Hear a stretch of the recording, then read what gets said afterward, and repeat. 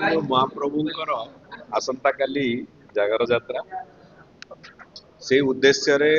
कौनसी विघ्न जमती न हो समस्ते एकाठी काम करवा प्रत्यक्ष भाव सेवायत मान भगवान सुजोग देइचंती तांकर काम करने परोक्ष भाव में प्रशासन ने जो मैंने आम पछरू साहाଯ୍य करुँ तेणुकर ये पूरा कम को से ठीक ढंग से कांधेबे और आम भी सहयोग कर सक्षम हबू तेज चूड़ांत पर्यायर समीक्षा आज एवं सबू निजोग प्रमुख लोक मैंने उपस्थित थिले एवं समस्तंकर प्रतिश्रुति स्पष्ट भाव में देइचंती जे आमे जो लक्ष्य नहीं चलीचे नीतिकांति पूरा ठीक समय हो श्रृंखलित भाव में दर्शन हो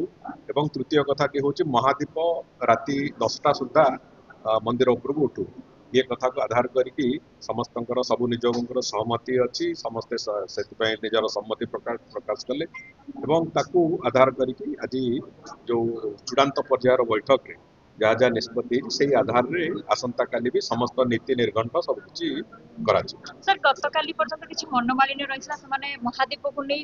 प्रतिश्रुति दे पारनसले आज किंतु कहिसंती आज समस्त प्रतिश्रुति देइचंती एवं समस्तंकर सम्मति अछि जो बळी भाव रे कार्य निर्घंट हेछि से कार्य निर्घंट अनुसार समस्ते करेंगे दर्शन नीतिकांति एवं महादीप तीनोटी काम संपूर्ण रूपे भल भाव में हम श्रृंखलित भाव कौन से विशृंखला सृष्टि हम ना मोर से विश्वास अच्छी समस्तंकर सम्मति अच्छी ए समस्त सम्मति नहीं कम करा तेणुक कौन प्रकार विशृंखला हम देखु प्रभु लिंगराज बा सारा भारत वर्षर श्रेष्ठ शैवपीठ बा बड़ शैवपीठ हूँ प्रभु लिंगराज तेणु प्रभु कम आम जो सेवायत भाई मैंने अच्छा प्रतिश्रुति पाई कौटी कौटी से जहाँ आपण कहते 2 दिन पूर्व पर्यंत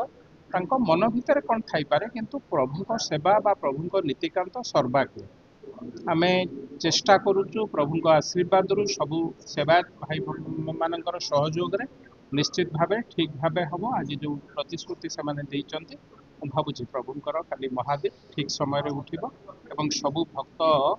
दर्शन भल भाव दर्शन पाइबे एवं नीतिकांत ठीक ठाक हम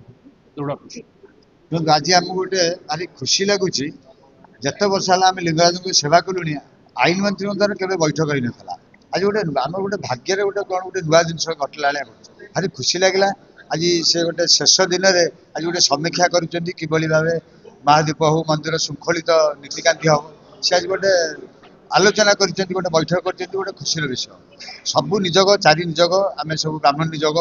पूजापंडा निजोग बड़ू निजोग समर्था निजोग समस्त कर्मकर्ता आम उपस्थित रही प्रतिश्रुति देचु जहाँ आम मंदिर नीति निकट अनुसार महादीप उठिब किंतु मु लिंगराज निकट में प्रार्थना करुँच कौन प्रकार अघटन न घटू जदि अघटन घटे एतर किसी गोटे असुविधार सम्मुखीन आम हवा कि आशा करुँ मतलब अघटन न होगा किंतु आम समस्ते सेवा करी आज एकजुट हो ठीक समय आज प्रशासन को देखईदेबू महादीप राति 10टा उठा